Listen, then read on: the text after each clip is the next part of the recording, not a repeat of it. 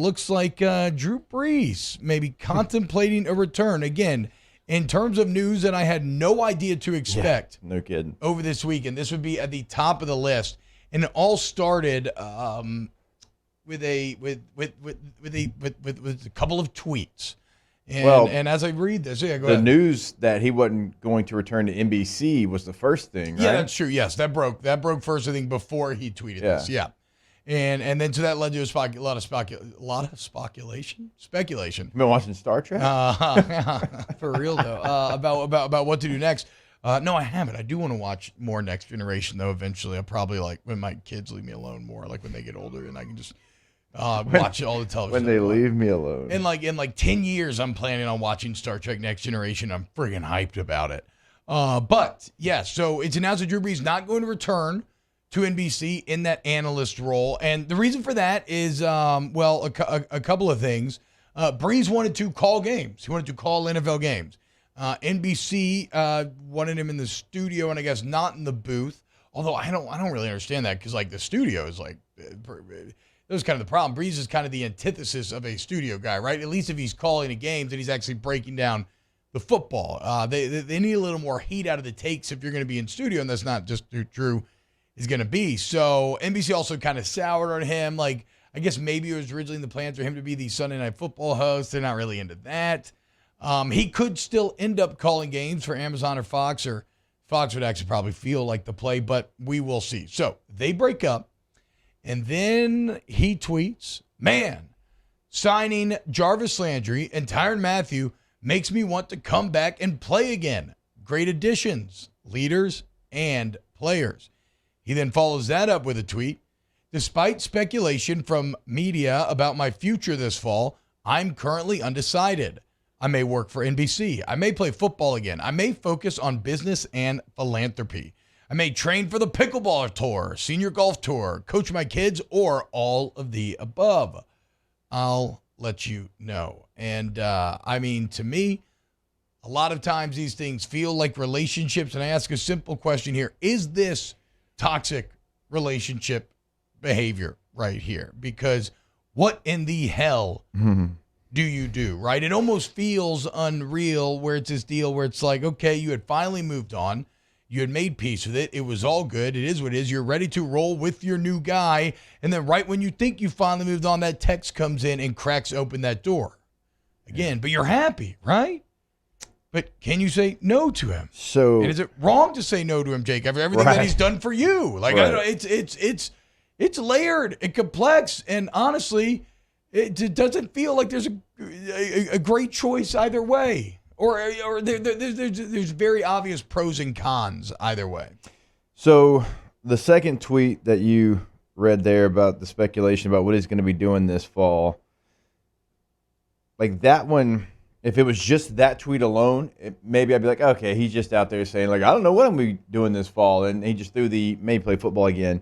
But it's the one before when he talks about signing Juice and signing Tyrann and makes him want to come play again.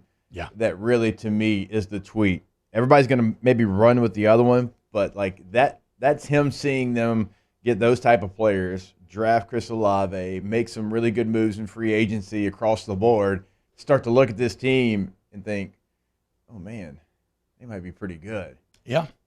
I've still got the competitive nature in me. I'm still in shape. Maybe I can go out there. Maybe I can be the quarterback again. Well, he probably feels way better than he did, at the end of a year in which he had a punctured lung from broken ribs and his body was just completely shattered. He was like Krillin after the Frieza saga, essentially. In a year of healing, getting that sensu bean, he probably feels great. I don't know where the arm strength would be at here. And it's weird, Jake, because so my instincts are no, right? My instincts are no, you are with Jameis now. You have been planning for this future and you have built this future. You need to commit to this new relationship because he is a potential long-term answer. As opposed to Drew Brees. But then, so that's my instinct. But then I stop and think about it, and I'm like, well, I don't know. Is that actually the right choice? And beyond that, is that fair? Or not even fair. I start to feel guilty, about how dismissive I am of Brees, a man who, laid it all on the line for this franchise for over 15 years. As I said, playing just absolutely shattered by the end of it, but played so much good football, so much dedication for so many years. And I'm ready to choose Jameis Winston over him, despite the fact that I'm believing in a lot of the potential over Winston versus what I've actually seen on the field. And it just creates a lot of internal conflict in me. Yeah, and you brought up a great point yesterday when we were texting about this. What's the team think now? That's got to be the main question. That's the most important thing, because the team has a lot of veteran leaders on it. This is not a young football team. This is a team, and you just added a couple. They've got leaders all over the place, okay? They've already probably, in their minds, moved on to Jameis Winston being their quarterback. They've tried to rally around Jameis being their quarterback. They've had meetings talking about Jameis being their quarterback, right? And so, if this was a real possibility, and here comes Drew back in the locker room, what kind of locker room would that be? It'd be a confused locker room. It'd be one that's like, man, Drew was our guy. He led the chance for 15 whatever years, but we kind of rallied behind Jameis. Well, Jameis is infinitely likable. Without question. Right? And I mean, probably you've been a part of these locker rooms, Jake. Is it fair to say more likable than Drew Brees from a teammate perspective? I mean, that may be unfair to Drew because he never did anything that's not, that was like a not a great teammate move. Yeah. He's not going to step out of line or anything, but he also might not be as fun to kick it with or talk to than Jameis is. Right? That's tough to know. It's tough to know without being inside that actual locker room, because there's a lot of assuming that goes on, and who would be the person that would galvanize the team, have them over when it wasn't football time or whatever it might be. But certainly the last year and a half, the team has rallied around Jameis as their quarterback, right? So it would be a definite locker room. I don't want to say distraction, but it would be. I mean, it'd be a distraction. It'd be something that would probably cause some unknown. Wouldn't know quite what to do. And look, this is all off a couple of tweets. Obviously, we don't know, but he put it out there. He put it out there pretty strong. We know about Drew Brees. And not just come back to play, come back to play for the Saints. Yes, and we know about Drew Brees, and we know that nothing, not nothing, because he has accidentally stumbled into some things before that he didn't necessarily mean to, but these tweets were not sent off willy-nilly, right? This was he knew the reaction that this would entail. And if I was Drew Brees, it's funny because the chat seems to be almost directly mirroring my instincts on this situation as well, which is this feels toxic. It feels like going back to a door that you had closed. Jameis is the guy now. He needs to get that shot. But if I was Drew Brees, would you not feel a little betrayed by that? You're I gave you everything I had for 15 years. I mean, even the last year in which, I couldn't throw it downfield. I still threw 24 tuds and 6 picks. We were good. We made the playoffs, all this stuff. I was good for you, for all this time, and you turn on me this quickly? If it was the first off season, if this was last year and he had just retired and maybe had the itch to come back, maybe he can have that feeling. But he also has to understand that the team has had to move on. They've had to know a life without Drew as a quarterback. They've had to have leaders step up that weren't Drew Brees, certainly on the offensive side of the football. They had to learn how to play without a Hall of Famer. And so, now it's been a year and a half, and you move past it. So, he would have to understand that as well. And I wonder, but do you think with sometimes these alphas, though, where their belief in themselves is so otherworldly, do you think that he can achieve that level of I guess it's impossible to say outside looking in, but I do see a world where that as rational as that point is, that if you were the one that was the legend that they had to learn to play without, it still would not feel right to you. Given that, okay, that's 1 year of know me. I gave you 15 years of me. Right. And I'm seeing Tom do it, and I know that I can still do it too. I feel better than ever. I took a year off. Somebody's yes, if it was the first off season, it would be different. But the only point where I think it's even a conversation, or the only reason why, is because he had a full year to kind of rest and recover, and now he's feeling okay, I think I still got some juice left potentially. Yeah, but here's the deal, man. This happens to everybody, and Drew would have to realize that as well. Peyton Manning at one time, the Colts thought he was done. Yeah. And they moved on from him, and he went to Denver, and Denver at one point was like, all right, well, we've got to move on because of your injuries and what you have going on, right? Phillip Rivers in San Diego / LA. At one point, they're like, hey, man, and he had a good year his last year for the Chargers. Like, hey, we're drafting Justin Herbert. We're going to move on. So he goes and signs with the Colts. Big Ben basically got told, hey, bud, this is it.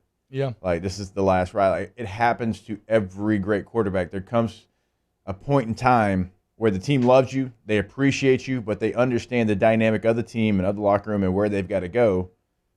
And it feels like that's what that point was for Drew. He had gotten to a point where he, had a couple of injuries when he hadn't had injuries before. And they've spent, like I said, a year and a half learning life without Drew. Yeah. So it would be very difficult for them to go back. Is that any slight at what Drew Brees is and who he was and maybe what he even still can do? No, it's not. But it's just a dynamic that a lot of people will probably be hesitant to try to find out how it would play out. Well, and then, because it does seem like we're in agreement, right? Like, I don't have any reporting to base this off of, Jake. I imagine that it's kind of Jameis's locker room right now. Or maybe not Jameis' locker room, right? Maybe it's like Cam Jordan's locker room, but that I feel as if the leadership of the Saints is behind Jameis Winston. Like you've seen the social media posts between him and Mike Thomas over the offseason. And you've seen the love. Remember how relieved Cam Jordan was when they announced that Jameis Winston was going to be the quarterback? Talking about how nervous he was about some of the rumors that he was hearing and some of the potential names that were floating around out there. And Cam Jordan's someone who's been through it all with Drew. So I don't know if I'm off base here, but I believe that the players are in Jameis's camp. And if that is the case, then yes, I don't think you can bring back Drew Brees. And if that is the case, here is the question. You mentioned Peyton Manning. Are you willing to let Drew Brees go to another team? You have to be. This conquering champion who made your life at one time, who brought your city back from the edge of destruction, brought your city back and brought them to greater heights than you ever had before. Are you willing to watch that person put on a Bronco uniform, a Seahawk uniform, whatever the case may be, and maybe become a direct competitor to you? You have to. Unfortunately, that's just part of it. Like when the Colts released Peyton, they had to know there's an opportunity that we might face him again. Same thing with the Chargers, same thing with all these legendary quarterbacks. When the Patriots and Tom Brady, and we saw them play last year. Yeah. Like they knew that there was a possibility that was going to happen. And you can't work your business with that being your mindset. Like certainly not, if you play them once, twice, whatever it might be. And also the Saints, the way they've built this roster in free agency and in the draft has been with Jameis as the quarterback. Yep. Like in their mind. You go and get a Chris Olave. Like can Drew even take right? advantage of Olave? That's a receiver that you try to match up with your big arm quarterback. So you've done everything in every step, in every fashion, every way with Jameis as your quarterback, and that's the way you've built this team. And so these are hard conversations. They truly are because, this is the most legendary player in your franchise history, and it's really not even close. He is a first ballot Hall of Famer. He brought you your only Super Bowl title, right? Him and that legendary defense they had. So it's a very tough conversation, but it's one that has to be had because it's been a year and a half. You've put the pieces in play to move on from Drew and to have life without Drew. Drew to the Dolphins after all these years, says Mark Cumby in the chat. Maybe one of the few people less equipped to take advantage of Tyreek Hill's speed.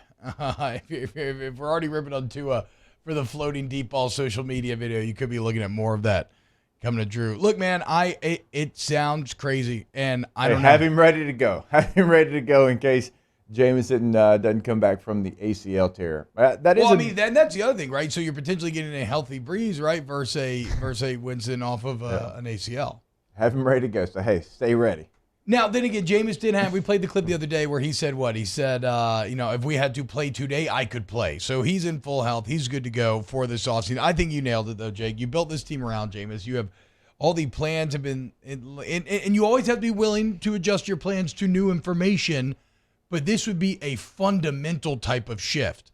And it also is still something that represents a stopgap, right? Maybe it's 1 year, maybe it's 2 years. That's the other part of it. Yeah. If Jameis really wins his job and does good, okay, well, you have your franchise quarterback for the next 5, 6, 7 years, which is, a security blanket that you cannot overstate just how important that can be to trying to build a franchise. So I can't like I said, man, it all feels like a toxic relationship where suddenly that person opens back up the door when you had finally made peace with the fact that you were done. But I think, like the movies or like relationship advice tells you to handle these situations, you don't respond to that text, or you respond and you say, I'm okay. I'm doing great. I hope you're doing well as well.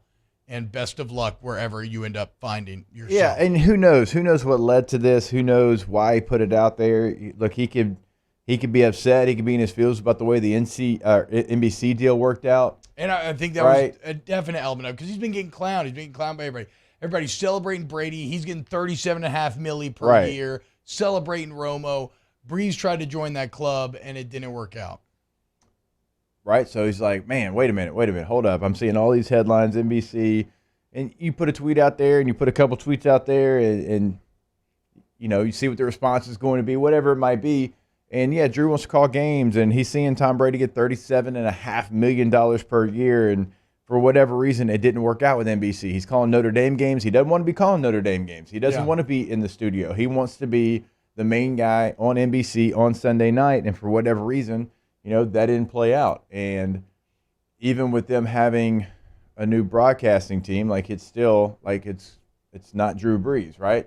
It's I think Tirico and Collinsworth are going to do it now. So his guy that he did Notre Dame games with, well, he's getting back in the Sunday night booth, but he's not, right? So there's a lot of things. And look, we all, us as professional athletes, we all have giant egos. It is what it is. Some more than others, but I mean, it's always there. Yes. Yeah. It's always there, and we try to use it to our advantage as much as we can. Sometimes it's a disadvantage.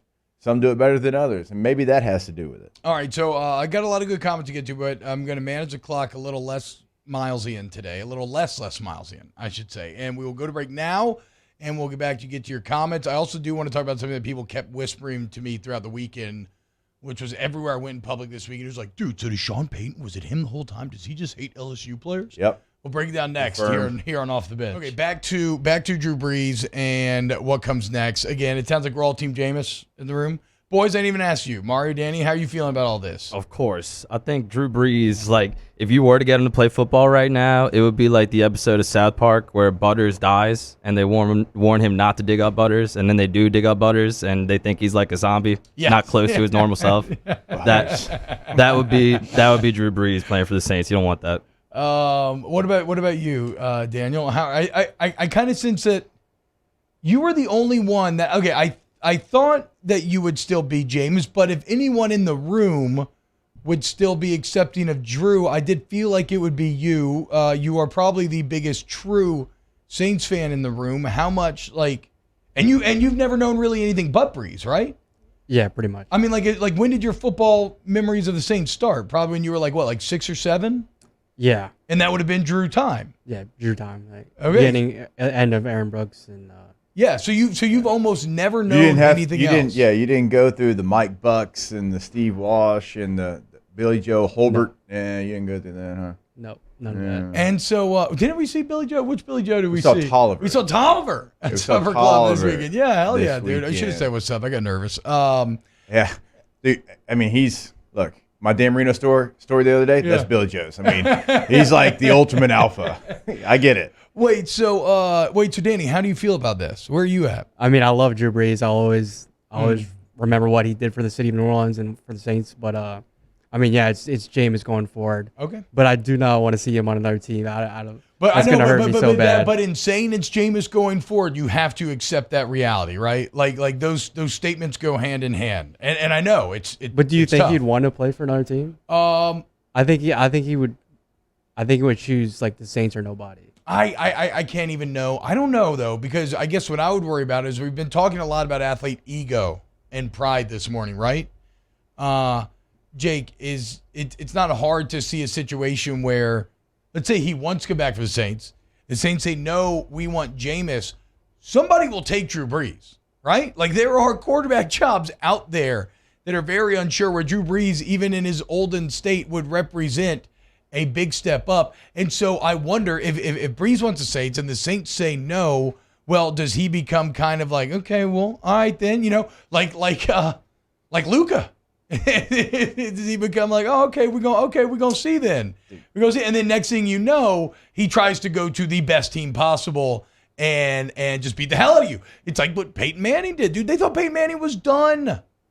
Neck injuries, wasn't supposed to be able to play again, and then and Drew won't be able to do this. And dude, clear, for 50 touchdowns, our Broncos team that year too, like they had some guys already in Denver, like Champ Bailey and Noshawn and Von Miller. Don't get me wrong, but like Peyton signed there, and then they started to piece it together off the guys that he could bring in.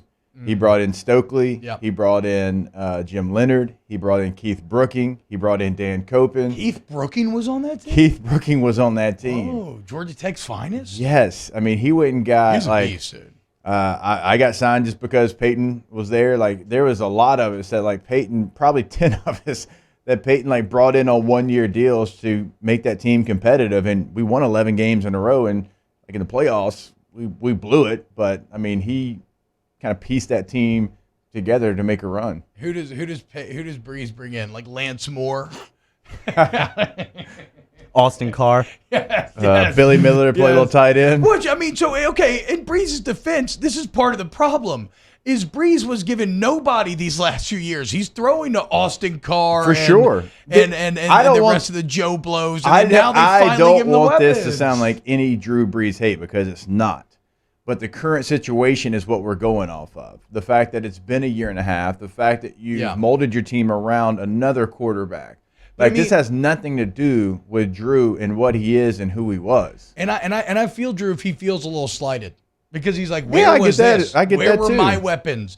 We kept drafting first-round O-linemen, which I get you were trying to protect me, but like, where was my Olave? You couldn't hook me up with one. They made the man the highest paid quarterback like many years. I think they did enough for him, Oh, that is rational. But again, rationality and ego are two things that do not always see eye to eye. Let's close out hour number 1 of Off the Bench here on OTB.